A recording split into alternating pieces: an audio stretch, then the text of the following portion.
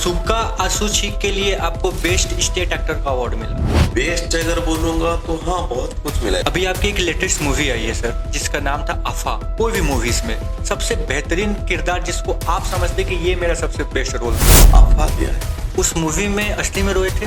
हर जगह पे मैंने असली में ही रोया। वी हैड अ प्रिविलेज कि हम आपके ऑफिस में हम ड्यूरिंग द एडिटिंग हमें देखने का मौका मिला, all from the JCI members, जो कि हम आपके ऑफिस और में मुझे याद भी है कि हम लोगों ने पॉज किए थे, आप इतने ज्यादा सब रो रहे थे। हाँ, कि सब हम लोग रो रहे थे। कौन सा आपका बेस्ट टाइम होता है शूट करने का, दिन में या रात? दिन के 12 से 9। Favourite Odia actor? ऐसा कुछ नहीं है, सब फेवरेट। पृथ्वीराज जी के बारे में कुछ ऐसा बात जो शायद ऑडियंस को आज तक नहीं। हाँ, मैंने दारू पीता था पहले, अभी छोड़ दिया, शायद ये नहीं पता। आफा, सुका आसुची, दीवाना दीवानी, इडियट और ऐसे दर्जनों मूवीज देने वाले उड़िया इंडस्ट्री के मोस्ट फेमस एक्टर, जिन्होंने अपने लाइफ की शुरुआत एज अ बैंकर और फिर धीरे धीरे उन्होंने अपने एज एन एक्टर अपने पैशन को प्रोफेशन बनाया और अपने आप को उड़िया फिल्म इंडस्ट्री में इस्टेब्लिश किया। जी हाँ, आज हमारे बीच हैं पृथ्वीराज सतपथी जी, जो कि एक मोस्ट फेमस एक्टर हैं उड़िया इंडस्ट्री के। सर, आपका स्वागत है हमारे podcast the Puneet Mishra talks में। नमस्कार जी। आप सर हमारे जैसे बिगनर के लिए टाइम निकाले और हमारे पॉडकास्ट का हिस्सा हो रहे हैं, ये हमारे लिए बहुत बड़ी बात है। इस पॉडकास्ट की जो सफ़र है, इसका शुरुआत मैं इससे करना चाहूँगा कि आप हमारे ऑडियंस को अपने बारे में बताएं कि आपने कैसे अपने आप को एक फिल्म इंडस्ट्री में इस्टेब्लिश किया, कैसे आपके दिमाग में आया कि I can be a best actor और I can be a actor in Odia industry. मैं पृथ्वीराज सतपथी, मेरे सारे दर्शकों को अपना नमस्कार। अभी जैसे आपने बताया कि ये जो बात बिगिनर पॉडकास्ट की जर्नी में, हर कोई यहाँ पे कहीं ना कहीं कभी ना कभी बिगिनर होता है और मेरे हिसाब से मैं मानता हूँ कि हर सुबह एक नया बिगिनिंग होती है जी।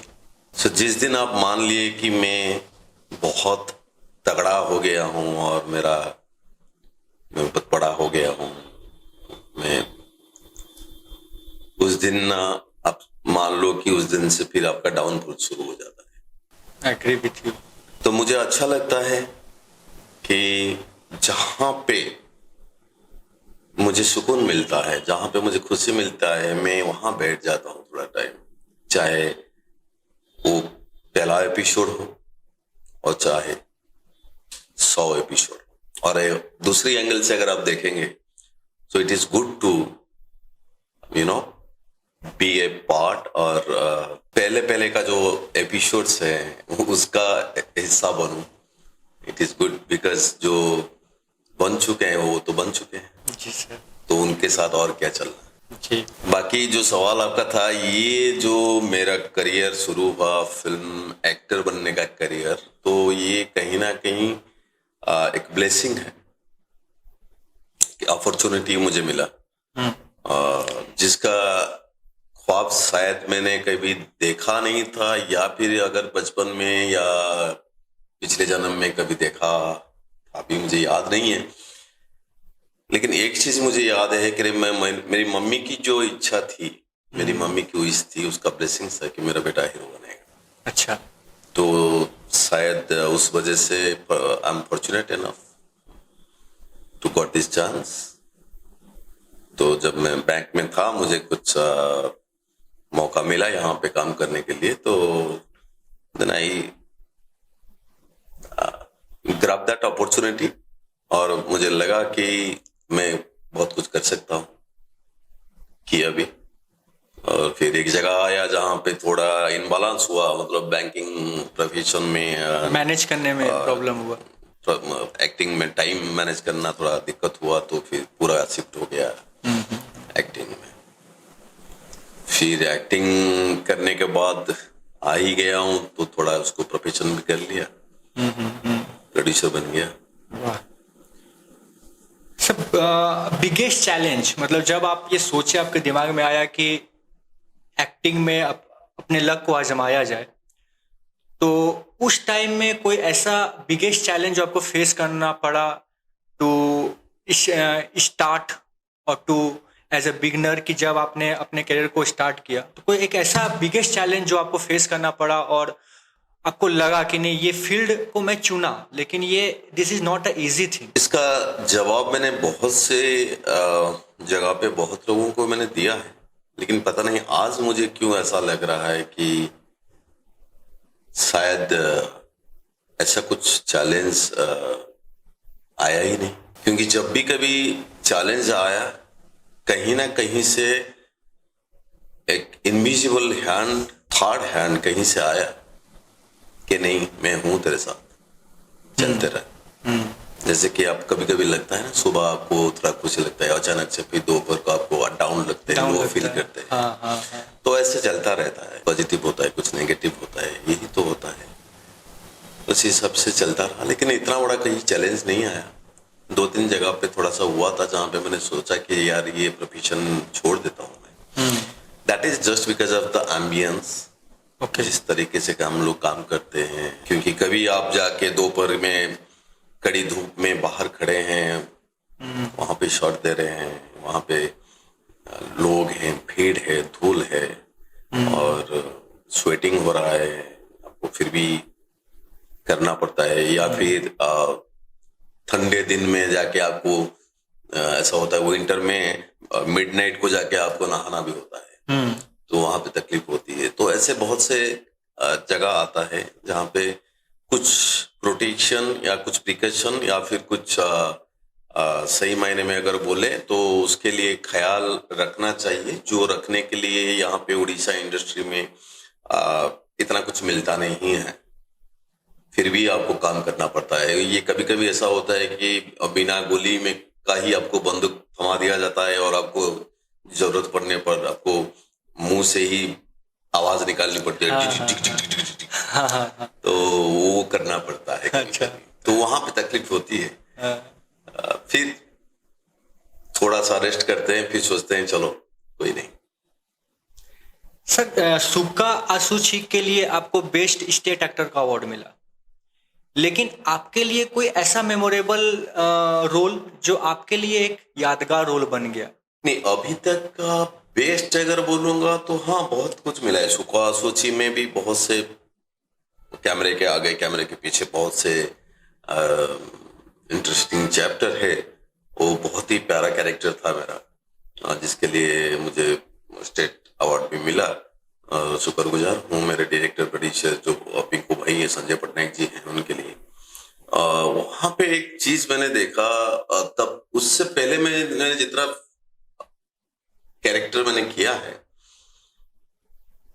तब तक मैंने इतना प्रॉपर इनपुट नहीं मिला था डायरेक्टर के हाथ से। वहां पे मैंने पिंकू भाई के पास वो देखा कि ये इतना प्यार से, इतना अच्छे से आपको इनपुट देते हैं ना, वो आउटपुट निकलना में आसान होता है।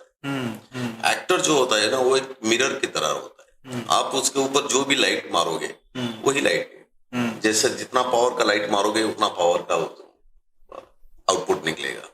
तो इनपुट ज्यादा जरूरी होती है। तो वहां पे मैंने देखा कि पिंकू भाई ने बहुत अच्छे से वहां पे इनपुट दिए थे। अच्छा, अब कोई भी अब सवाल पूछोगे ना, वो फटाक से ऐसे ही निकालेंगे स्क्रिप्ट, 25वां पेज, ये इसके बाद ये उनका दिमाग में होता था। अच्छा। अब कोई भी सवाल करोगे तो वो उससे 2 सीन पहले से ही आपको फिर समझा बुझा के फिर लाते जाएंगे और फिर लेके 2 सीन आगे तक आपको लेके जाएंगे। तो आपको इजी होता था वहां पे काम करने। एज एन एक्टर कितना कठिन होता है सर लोगों को अपने नए कैरेक्टर में आने में? अगर सपोज आपको कोई मूवी ऑफर हुई, आपको एक कैरेक्टर दिया गया, उसके पहले आपने कुछ ना कुछ अलग कैरेक्टर आपने किया है, फिर उसको स्विच करने में कितना प्रॉब्लम होता है? होता है। क्या होता है पुनीत जी, हम जो कलाकार होते हैं, जो एक्टर लोग होते हैं, हम ना अपने बॉडी के अंदर जो केमिकल्स होता है उसके साथ हम बड़े छेड़खानी करते हैं। वो कैसा होता है पता है कि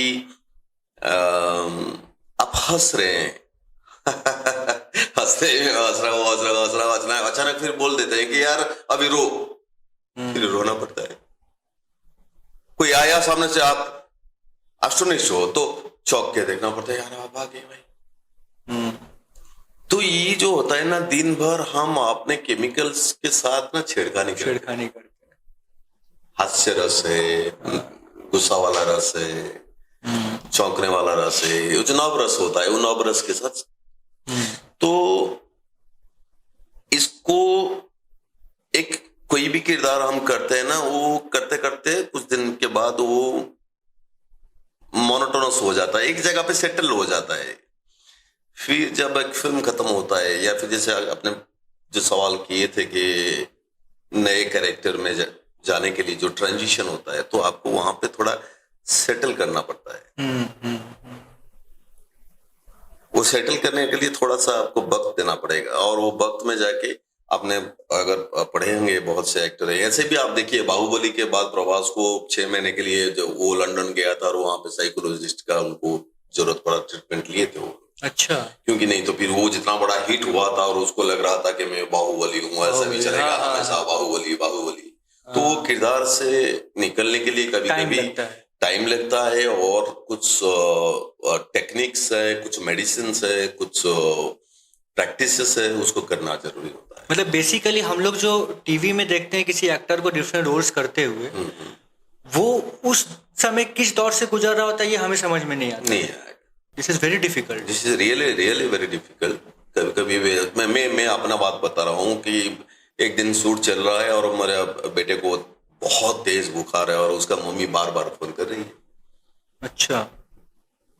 तो मैं जितना जल्दबाजी करूंगा कैमरे के सामने, उतना खराब परफॉर्मेंस होगा ऑब्वियसली।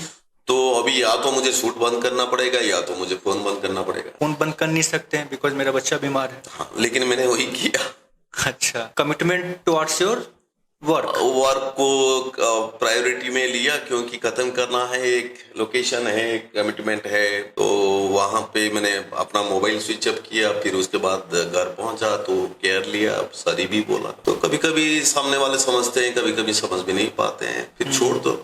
जो समझते नहीं है छोड़ दो, और क्या है। एक बार मुझे याद है, हम कालिया पानी माइंस में शूट कर रहे थे सुखा सूची के टाइम पे, जहां पे आपका नॉर्मल टेम्परेचर था, बाहर का टेम्परेचर समर में 44-45 का आसपास था। अच्छा। और वो माइंस के अंदर आपका जो फील्ड टेम्परेचर है कम से कम वो 50 के ऊपर है। बाप रे।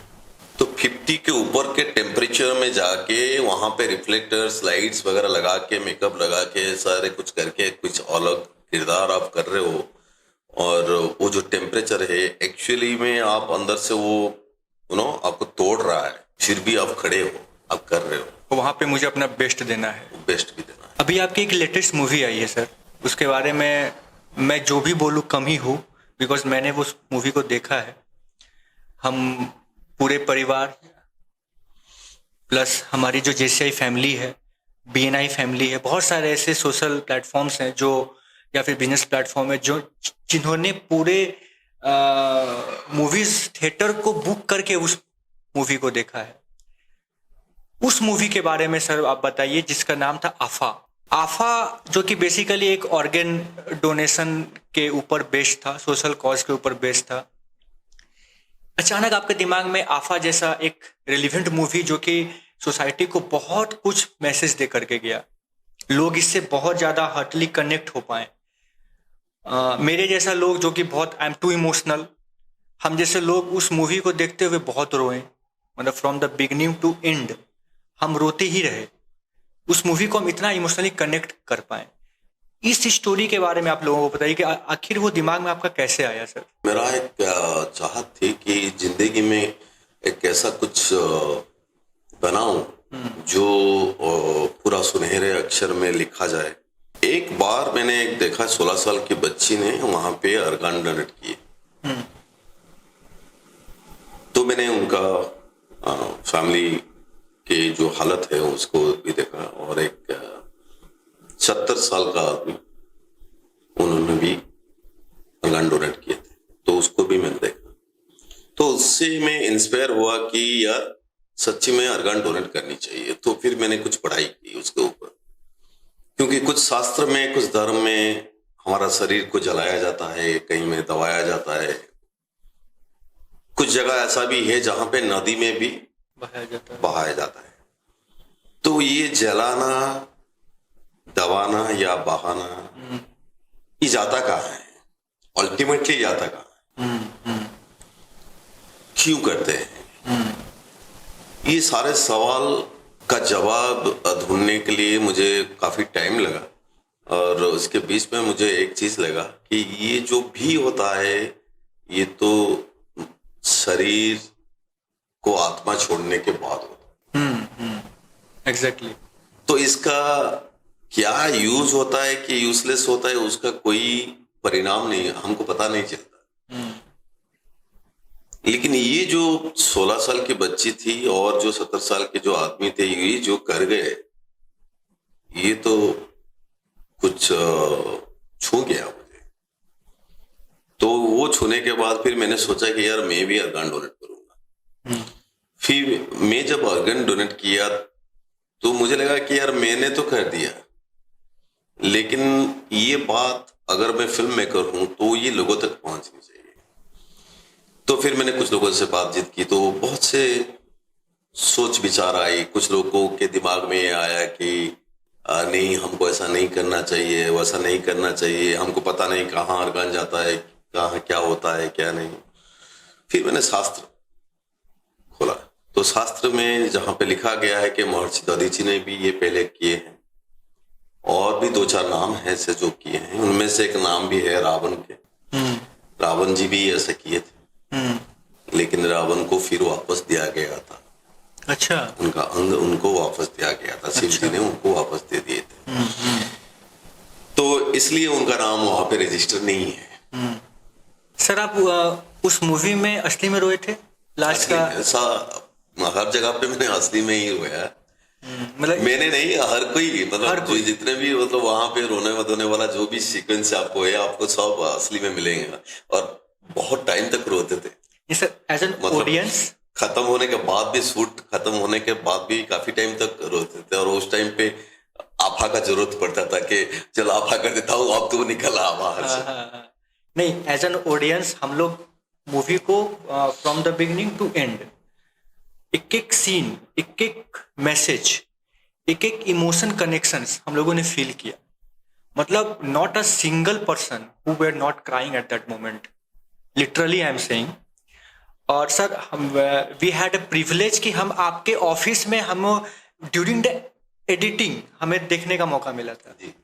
हम 2-4-5 लोग, हम all from the JCI members, जो कि हम आपके ऑफिस में। मुझे याद भी है कि हम लोगों ने पॉज किए थे, आप इतने ज्यादा सब रो रहे थे कि सब हम लोग रो रहे थे। वो पॉज करके फिर वहां पे भी आफा का जरूरत पड़ा था। और उसके बाद जब हम लोगों ने मूवी को हॉल में देखा, तब भी रोए। मतलब इस कनेक्शन को पहुंचाना is a very big thing. हाँ, it is a very challenging thing, you know. क्योंकि वो जो किरदार है, जो हमारा बच्ची है, उसके सर्कल में आप बहुत सी चीजें देखते हैं ना। वहां पे एक दोस्त भी है, हाँ, वहां पे एक बाप है, एक माँ है, एक नाना है, एक सोसाइटी है, स्कूल के फ्रेंड्स, बहुत कुछ रिलेशनशिप आप देखेंगे उसके अंदर।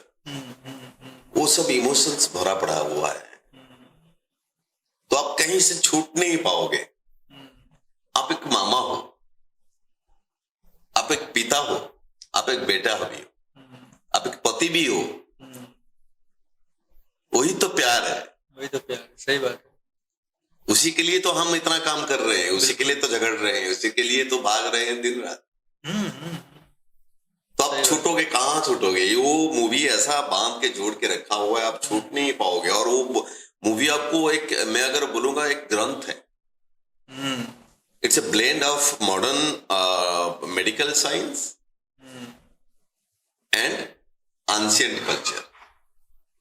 इतना ज्यादा, इतना तगड़ा ब्लेंड हुआ है कि आप छूट ही नहीं पाओगे उससे। उसके बाद फिर ये मूवी हुआ, और इसकी सबसे अच्छी बात यह है कि इसके थ्रू ना, जैसे आपने बोले JCI के बारे में, I must appreciate JCI, the entire team, Dinesh भाई, Srinivas Bhai, Madhura ma'am, everybody, they came forward, they, spread this message.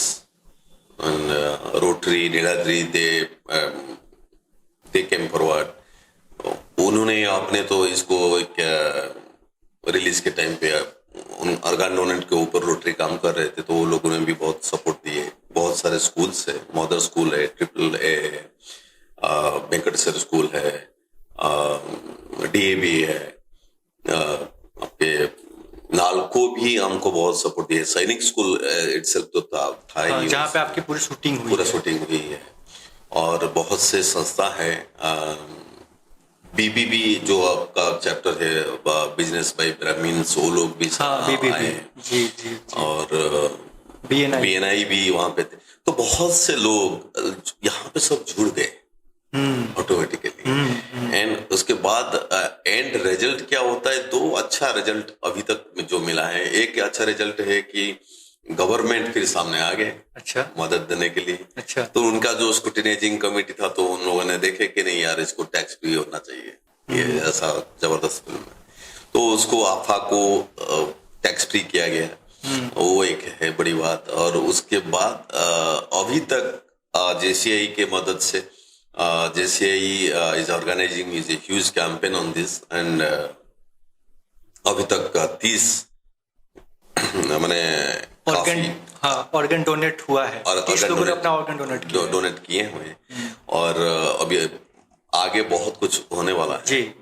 और ये जो आफा जो नाम है, ये आफा मतलब ये एक जेस्चर है, sweet gesture. It's a profound act by our seniors, our ancestors की आफा. मतलब एक होता है आपका जो ब्रीथ से जो निकलता है, जो हीट, वो उसको ट्रांसफर किया जाता है, एनर्जी को ट्रांसफर किया जाता है, फा किया जाता है. आप सामने जो मतलब for giving relief, for the relief, बच्चे हो या फिर कोई भी हो. सर, हम चाहेंगे कि ये मूवी पूरे इंडिया तक जाए, not for the Odia industry, ये पूरे इंडिया तक जाए. मुझे पता नहीं आपके मतलब मुंह में ये बात कैसे आ गई, लेकिन अभी प्लानिंग हुई है पूरा इंडिया में जाने की. क्या मतलब इसको अदर लैंग्वेज में भी फिर से रिलीज करने का कोई? इसको हम अभी फिर से बनाने के लिए नहीं सोच रहे हैं, क्योंकि ये again re release other language, re release होगा.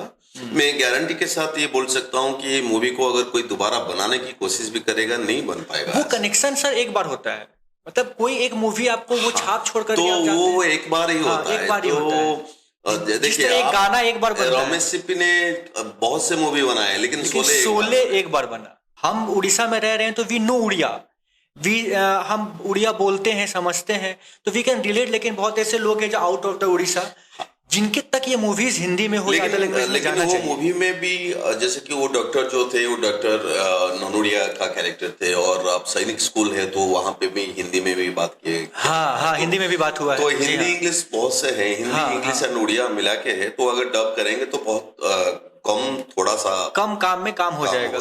हाँ. और अगर आप देखेंगे तो वहां पे डायलॉग अगर देखेंगे तो डायलॉग भी 50% ही है. मतलब पूरा फिल्म में इतना डायलॉग है नहीं. पूरे फिल्म सर एक वेव चल रहा है, एक इमोशन वेव चल रहा है. मतलब डायलॉग से ज्यादा आप उसके क्रिएटिविटी को और उसके इमोशन को फील कर रहे हैं. yes. सर, जो मूवीज को समझते हैं, जो डीपली जानते हैं कि मूवीज क्या बोल रहा है, उनके लिए तो ये बेस्ट मूवी है. जो नहीं भी समझते हैं उनको भी मैं देखा हूं कि वो इस मूवी को बहुत डीपली देखें, बहुत डीपली देखें. बहुत कोई अपने आप को उस लाइफ से रिलेट कर रहे थे और एट दैट मोमेंट. एंड बहुत से बच्चे हैं जो बच्चे जाके पेरेंट्स को भी बोले हैं कि आप जाके आफा देखिए. बहुत से पेरेंट्स जो देखे मूवी, वो ने जाके बोले बच्चों को जाके आफा देखो. एग्जैक्टली. सर, मेरी बेटी she knows Odia very well. मतलब वो बहुत अच्छा अपने स्कूल में अच्छा मार्क्स लाती है उड़िया लैंग्वेज पे. उड़िया मूवी बहुत देखने का अपॉर्चुनिटी उसको नहीं मिला, लेकिन वो मूवी को वो बहुत अच्छे से समझी है, देखी है, और आकर के एक स्टोरी को वो एक्सप्लेन की है. वो एक छोटी सी बच्ची जब उस मूवी को इतना रिलेट कर पाई, तो हम तो sir we are very mature.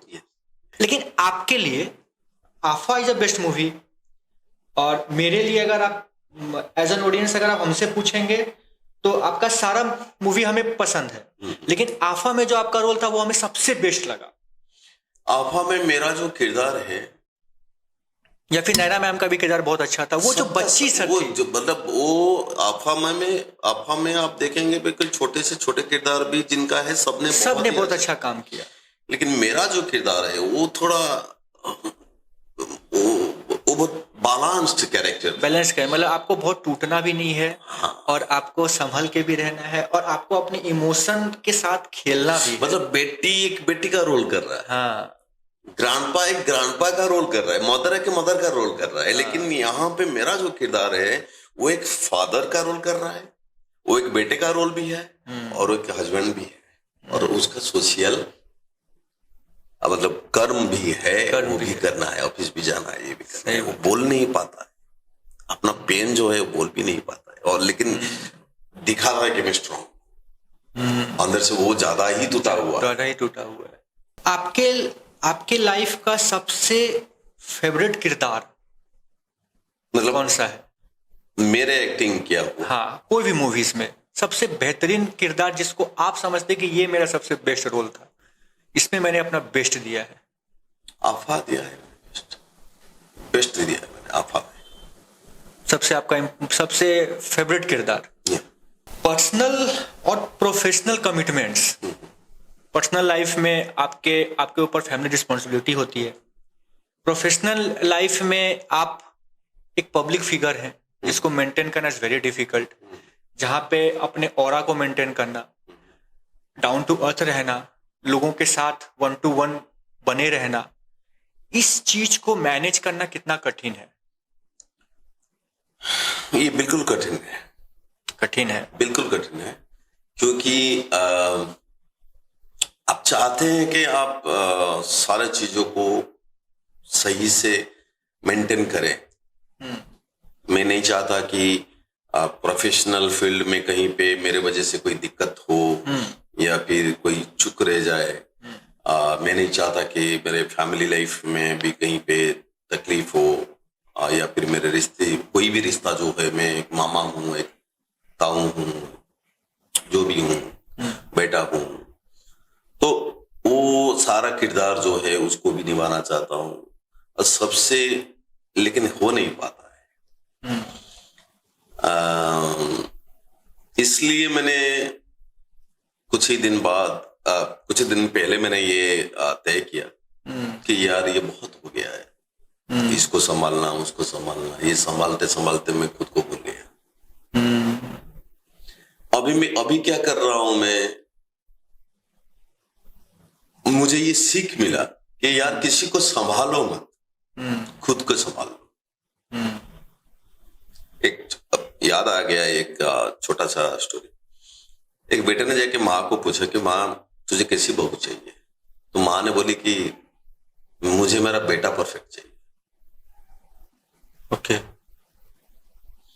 तो ये सब जो किरदार है ये तो बाहर के किरदार है, मुझे खुद को मजबूत करना है, मुझे खुद को समझना है, मुझे खुद को जानना है। खुद को जब बोल रहा हूं, खुद मैं करता रहता हूं, और मैं खुद का मेरा जो डिसीजन है मैं नहीं ले पाता हूं, तो ये कैसा मैं तो फिर मैंने थोड़ा अंदर झांकना शुरू किया। जब अंदर झांकना शुरू किया यार, मैंने सोचा कि ये सही टाइम में शायद मैंने झांका है, नहीं तो फिर गलत हो जाता, बहुत कुछ खो देता। और जिस दिन से मैंने अंदर झांकना शुरू किया, अभी देख रहा हूं कि सब सेटल है। अभी सब बैलेंस में। मतलब आपने अपने खुद को पहचाना। पहले आप खुद को बैलेंस कर लो, बाकी अपने आप में बैलेंस हो जाएगा। और जो मतलब ऐसा होता है ना, आप कोई भी कपड़ा को साफ करके लेके ना धूप में आप सुखा देते हो, पानी कौन ले लेता है? धूप ले लेता है। तो आप जब खुद को जानोगे ना, खुद को संभाल लोगे, आपके अंदर जितने भी ख्यालात हैं, आपके जो भी दायित्व है, जो रहना होगा वो रहेगा, जो रहना नहीं होगा वो धूप ले लेगा। यहां धूप का मतलब क्या होता है? रंग भी तो उड़ते हैं। कपड़े में से रंग भी उड़ जाते हैं, वो भी क्या धूप ले जाता है, कुछ पानी भी ले जाता है। पानी भी ले जाता है। तो जैसे ही आप खुद को जानोगे, खुद को संभालोगे, तो कुछ पानी ले लेगा, कुछ धूप ले लेगा, कुछ आग ले लेगा, कुछ मिट्टी ले लेगा, और कुछ आसमान में ऐसे भी करता हुआ चला जाएगा। मतलब पंच तत्व में आप खुद को बस मिला दो, वो आपको रीसेट कर देंगे। जैसे आपका मोबाइल जैसे रीसेट होता है ना, कभी कभी डाउनलोड होता है नया वर्जन, रीसेट होता है, तो वो अपने आप को रीसेट कर देगा। सर, इज इट हैपेंड कि जब लोग नाम नहीं कमाते हैं या फेम नहीं कमाते हैं, तब तक उनको फेम कमाना होता है, लेकिन जब वो फेम कमा जाते हैं तब वो इजीली बहुत ज्यादा पब्लिक के बीच नहीं रह पाते हैं। सेलिब्रिटी के लाइफ में ये ऐसा होता है, तो क्या उनके दिमाग में ऐसा आता है? लेकिन बहुत सारे एक्टर्स ऐसे होते हैं जिनको यही लाइफ पसंद है कि नहीं, उन्हें फिल्म में रहना, वो पब्लिक को के बीच में बहुत ज्यादा नहीं जा सके, शायद नहीं, मुझे तो पता नहीं, मैं हर किसी के बात नहीं बोल सकता हूँ, लेकिन हाँ, मैंने जितने भी लोगों से मिले हैं, एक्टर लोगों से या सेलिब्रिटी से, तो कहीं ना कहीं सबको हम सब ये भूल जाते हैं कि जब हम कोई बड़े चीज, बड़े पोजीशन या फिर नेम फेम, जिस चीज को हम मांग रहे हैं, वो मिलेगा तो हम में से कुछ खो जाएगा, ऑब्वियसली। तो वो सोच विचार जो है ना, वो हमारे अंदर उतना होता नहीं है, और जब तक हम समझते हैं वो, तब तक हम बहुत कुछ खो देते हैं। अब जब खो देते हैं, अभी वो ढूंढते हैं। आपके लिए कोई ऐसा इंस्पिरेशनल एक्टर जिसको देख करके आपके मन में आया कि हाँ, मुझे भी एक्टर बनना है? नहीं, मेरा एक्टर बनना तो एक फॉर्चुनेट था, जैसे मैंने बोला कि मदर का ब्लेसिंग्स था। लेकिन अगर इंस्पिरेशन बोलेंगे तो ऑफ कोर्स श्रीराम पन्ना जी हैं। अच्छा। उड़ीसा में। ओके। और बॉलीवुड के भी बहुत से एक्टर हैं, सो उनमें से शाहरुख खान भी मुझे बहुत पसंद है। आमिर खान भी बहुत अच्छे एक्टर हैं। इरफान जी बहुत अच्छा एक्टर थे। सो हॉलीवुड में बोलेंगे तो विल स्मिथ। अच्छा। ओके। उड़िया इंडस्ट्री को आप अभी मौजूदा दौर पे किस स्थिति में देख रहे हैं? मतलब ठीक है, उड़िया इंडस्ट्री रैपिडली, हम जब से उड़िया इंडस्ट्री को देख रहे हैं, या हम जब से उड़ीसा में हैं, रैपिडली बहुत ग्रोथ हुआ है, लेकिन आप अभी इस परिस्थिति में या फिर इस कंडीशन में आप उड़िया इंडस्ट्री को किस पोजीशन में देख रहे हैं? देखिए, आप अगर खाली देखने के नाम पे देखेंगे, जैसे कि मैं पुनीत जी को देखा, मुझे अच्छा लगा, मैं अगर ऐसा देखने के नाम पे देखूंगा, हाँ कैसे है पुनीत जी, हाँ अच्छे। तो अगर उस हिसाब से देखा जाए, तो जो आपने बात बोली कि उड़िया फिल्म इंडस्ट्री का जो सिचुएशन है, उड़िया फिल्म इंडस्ट्री का सिचुएशन, मेरा जो तजुर्बा आज तक का रहा, जो हालत बंगाल में है, जो हालत गुजरात में है, जो हालत साउथ में है, जो हालत मुंबई में, महाराष्ट्र में है, वही हालत उड़ीसा में। अच्छा। क्यों मैं ये चीज बोल रहा हूं? Look at the population, look at the arrivals, look at the generation, look at the growth rate, and look at the market size. Okay. अगर आप ये सब कुछ को देखेंगे, मैं अगर छोटे से एग्जांपल आपको देता हूं, लोग बातों बातों में पहले हमको हिंदी मूवीज के साथ वो कंपेयर करते थे। आजकल मैं देख रहा हूं कि साउथ के साथ कंपेयर कर रहे हैं। तो साउथ का पॉपुलेशन कितना है और उड़ीसा का पॉपुलेशन कितना है? एग्जैक्टली। अगर आप देखेंगे कि साउथ का मार्केट का साइज और उनका जो वैल्यू है वो कितना है और उड़ीसा में कितना है, अगर मान लीजिए वहां पे 1000 है, यहाँ पे 100 है, अगर उनका 1000 में से एक फिल्म हिट होता है, यहां में 100 फिल्म से एक हिट होता है। सॉरी, 1000 में वहां पे 10 हिट होता है, उनका 1000 में 1000 बनता है तो 10 हिट होता है, बाकी पिट जाता है। हमारा यहाँ पे 100 बनता है, एक हिट होता है, एक हिट होता है। तो रेशियो अगर देखेंगे तो सेम ही है। आफ्टर शूटिंग आपको क्या करना सबसे ज्यादा पसंद है, जब आप शूट नहीं कर रहे होते हैं तो? जब शूट नहीं करता हूं तो लोगों से मिलना होता है, अच्छे जहाँ पे मुझे अच्छा लगता है थोड़ा बैठता हूँ। कभी कभी मैं ऐसे अकेले घूमने में भी पसंद करता हूँ, तो कभी कभी क्या मास्क लगा के घूम निकल जाता हूँ, ऑटो में भी निकल जाता हूँ, अच्छा कभी स्टेशन में जाके बैठता हूँ। अच्छा। बहुत से चुपचाप रहना पसंद करता हूँ और लोगों को ऑब्जर्व करता रहता हूँ।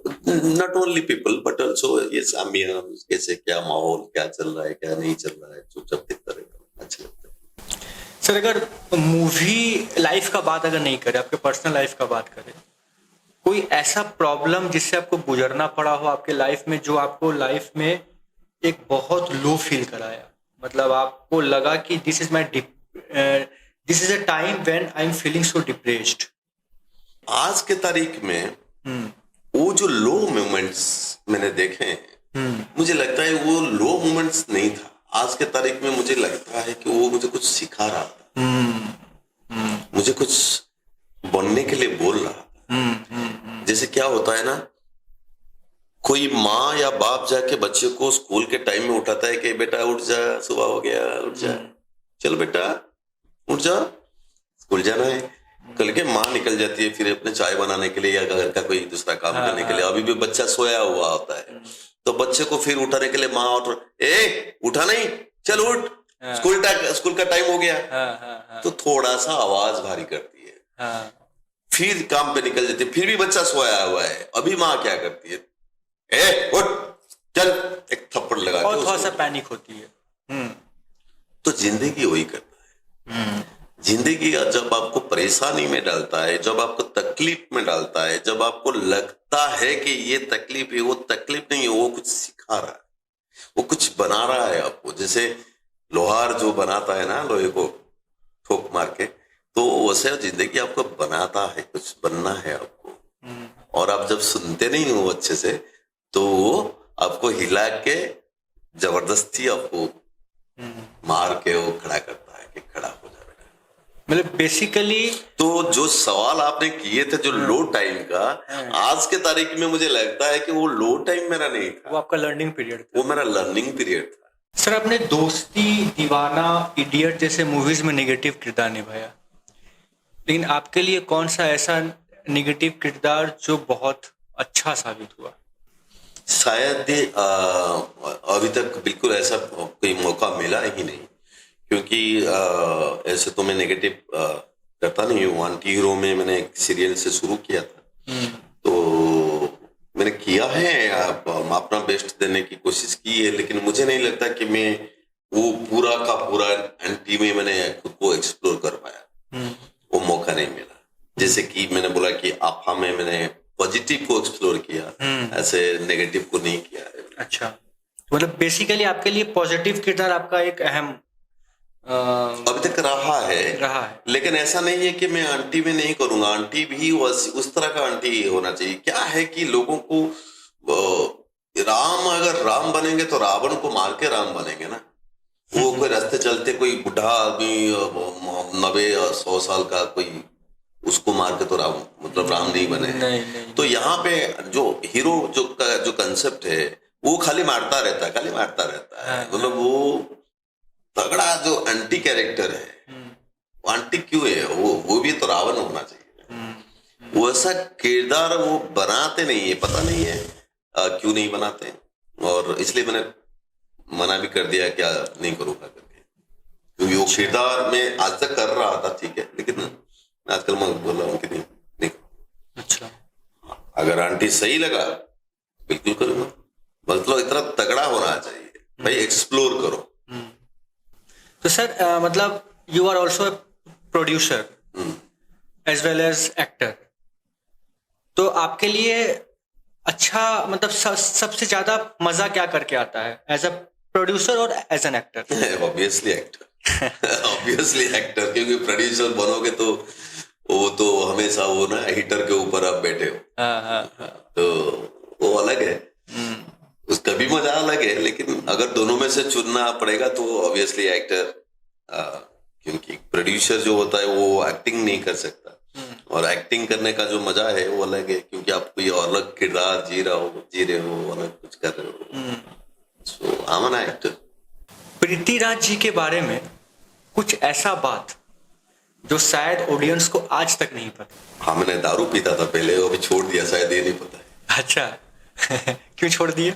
ये एक आदत बन जाती है, एक क्या है आपका पैटर्न, आपका सिस्टम ऐसे ही कुछ बड़ी कुछ ले लेता है। अच्छा, सही गलत की बात है नहीं, बात ऐसा है कि ठीक है, आपने कुछ दिन टेस्ट किए, आपने देखे, लेकिन आप ना उसके बस में जाना नहीं चाहिए, तो कहीं ना कहीं आपको उसको छोड़ना पड़ेगा। और उसको छोड़ने की सोच मत रखिए। मैं हमेशा ये बोलता हूँ कि आप कुछ ज्यादा पकड़ने के लिए सोचिए, कुछ अच्छा पकड़ लीजिए, अपने आप में वो सारा नशा छूट जाएगा। तो शायद वो नहीं पता होगा जो आप बोल रहे थे ऑडियंस को, कि कभी पीता था नहीं पता, कि कभी छोड़ा भी वो नहीं पता। वो भी नहीं पता। वो मैं पीता था। अच्छा, उन्होंने छोड़ भी दिया। कुछ rapid fire question sir. Bollywood और Hollywood? Hollywood. Because you belong from Orissa? No, only this is a reason और something like different? No, reason is very clear कि जो रास्ता गांव से शहर तक जाता है, वही रास्ता शहर से गांव तक ही आता है। ऑब्वियसली। तो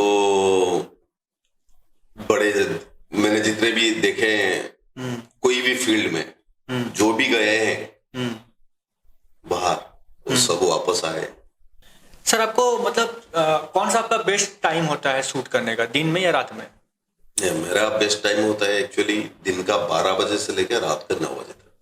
अच्छा, चाहे वो गर्मी हो चाहे वो जो ठंडी का मौसम हो? दिन के 12 से 9। Okay, reason is? Reason is मुझे रात के 9 बजे के बाद वापस घर पहुंचना है, और 10 बजे तक मुझे अपना मेडिटेशन में जाना है।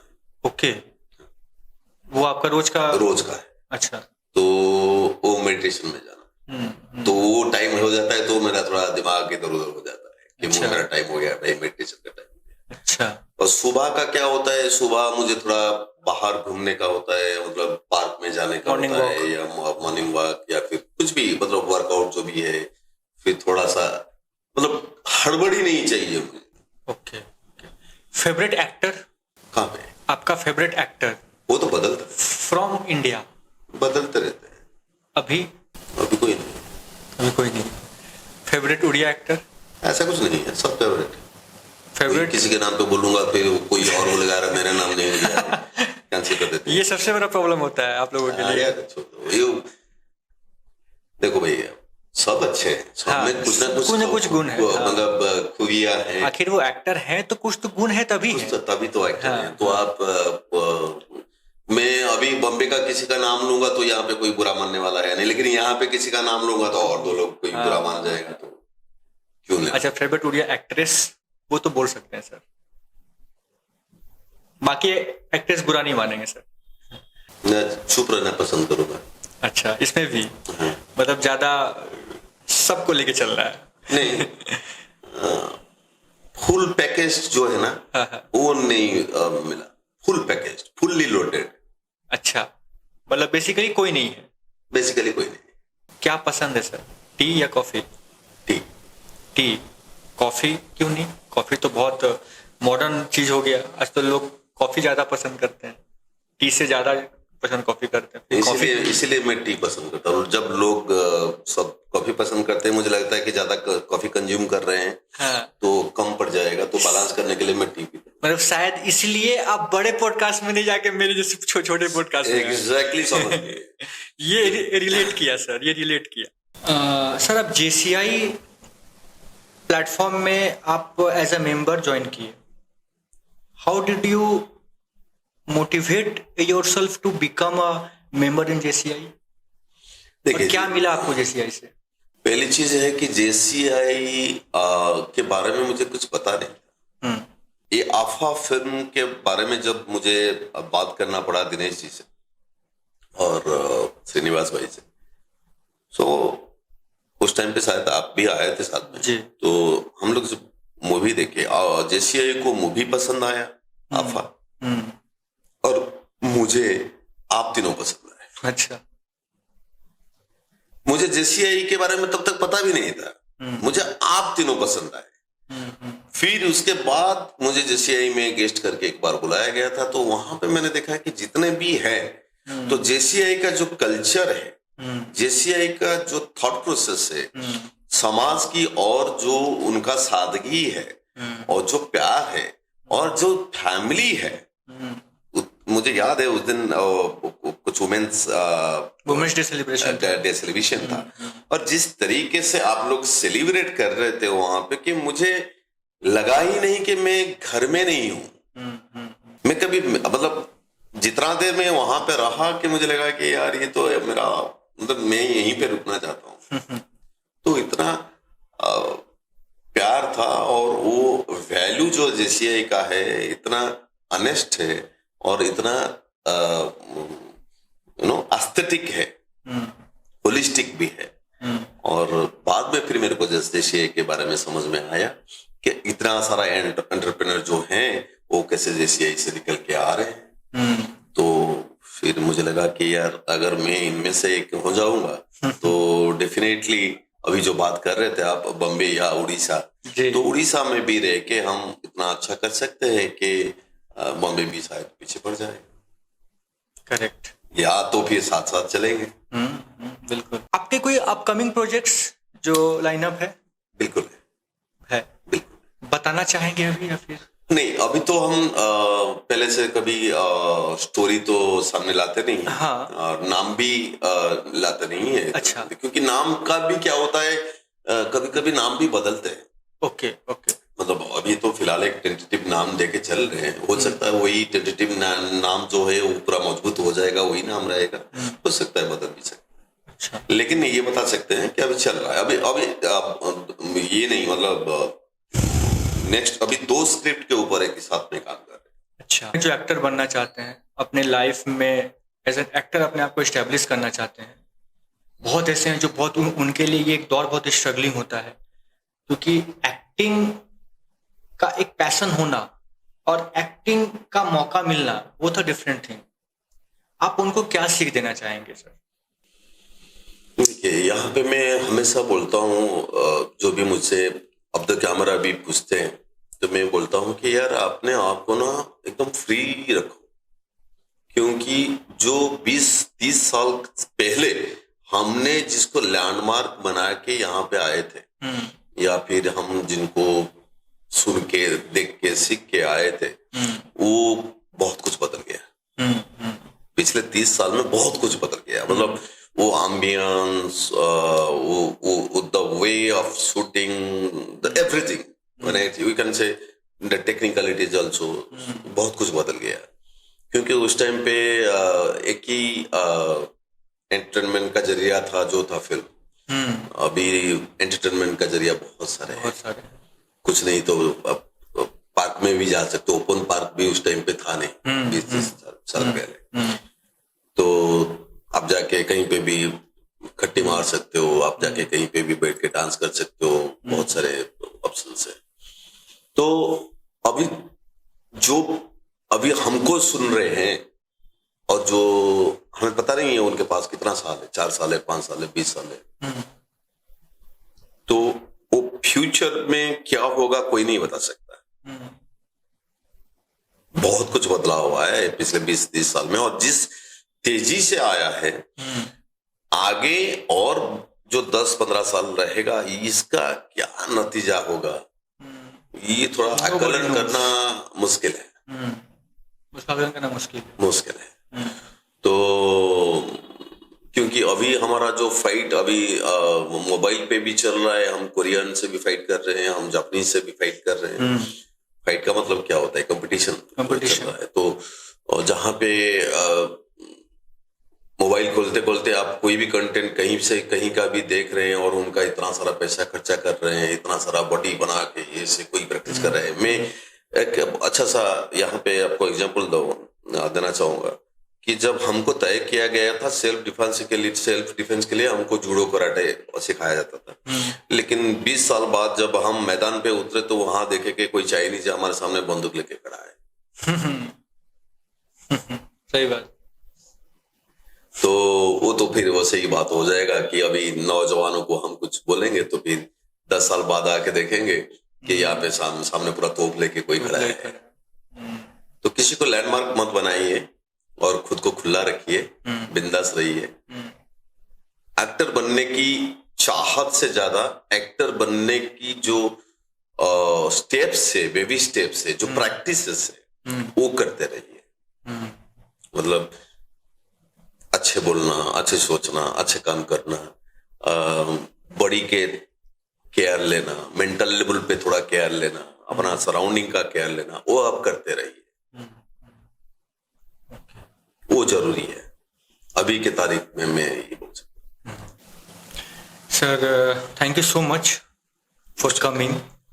मतलब दिस इज माय प्रिविलेज कि उड़ीसा के इतने फेमस एक्टर हमारे पॉडकास्ट को साझा किए आज। So thank you so much इसके लिए। थैंक यू सो मच इसके लिए कि आप हमारे पॉडकास्ट में आए और हमारे जैसे स्ट्रगलिंग पॉडकास्टर जो कि हम अभी जस्ट स्टार्ट किए हैं, आप उसका हिस्सा बने। सो ये मेरे लिए बहुत बड़ी बात है sir. Thank you so much. मैं बोलूं, मैं रास्ते में आते आते सोच रहा था, मैं बोला कि यार पुनीत से देख के ना, पुनीत के बारे में मैं क्या क्या बोलूं। मतलब आप ऐसा एक इंसान हो जिसको समझना इतना आसान नहीं है, लेकिन आपका प्यार में पड़ना आसान है। शादी हुई है ना? बिल्कुल शादी हुई है। प्यार मतलब प्यार वाला शादी हुई कि नहीं, है तो अरेंज मैरिज। हाँ, बाद में प्यार हुआ। बाद में प्यार हुआ। लेकिन आपका ऐसा है कि आसानी से लोग आपके प्यार में आ जाए। अच्छा। और आपकी बहुत खूबी बात ये है, मैंने जो भी 4-5 बार आपसे मुलाकात कहीं पे भी हुआ है, you are very stable all the time. I have seen you very stable, very composed. ज्यादा उछलना कुदलना नहीं है या फिर ज्यादा रोना धोना नहीं है, एक बैलेंस मेंटेन करके चलते हैं। That's good thing about. Sir ये सीख भी मुझे जेसीआई से ही मिला है।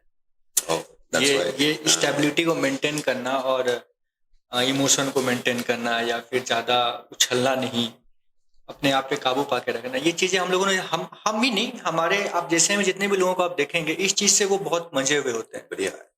ये ट्रेनिंग हमें दी जाती है सर। बढ़िया।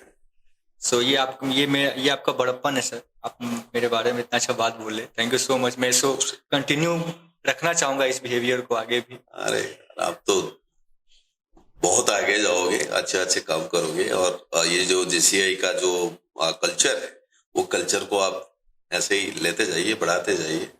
मैं पक्का बोलता हूँ कि ये एक सैलाब ला देगा एक दिन। Thank you so much sir. और हम चाहेंगे कि आने वाले समय में आप फिर हमारे पॉडकास्ट का हिस्सा बने और वो सभी चीजें भी साझा करें जो शायद आज हम लोगों ने डिस्कस नहीं किया। इस दिन मौका मिलेगा तो मैं उस चेयर में बैठूंगा और आप जरूर सर, जरूर। वो करेंगे। Thank you so much. जय जगन्नाथ।